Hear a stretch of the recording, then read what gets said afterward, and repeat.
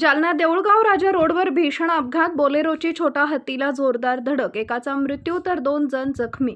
वाघरूळ शिवारात घटना. छोटा हत्ती 2 पलट्या मारून उलटला.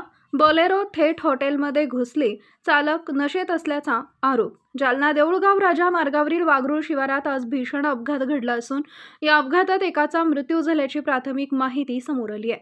जालना देऊळगाव राजा रोडवरील वाघरूळ शिवारात भरधाव वेगातील बोलेरो गाडीनं छोटा हत्ती मालवाहू वाहनला जोरदार धडक दिल्यानं गंभीर अपघात झाला.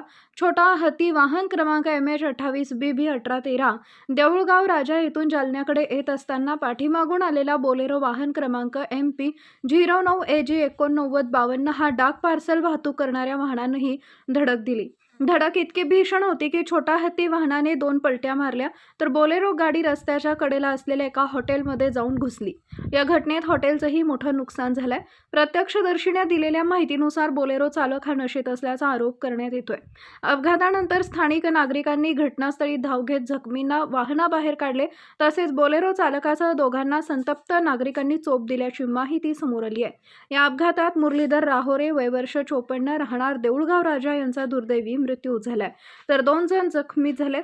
जखमींना तात्काळ रुग्णवाहिकेद्वारे जालन्यातील घाटी रुग्णालयात हलवण्यात आले असून त्यांच्यावर उपचार सुरू आहेत.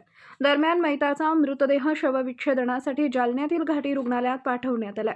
घटनेची माहिती मिळताच तालुका पोलिसांनी घटनास्थळी धाव घेत पंचनामा केला असून पुढील तपास सुरू आहे. या भीषण अपघातामुळे परिसरात हळहळ व्यक्त होत आहे.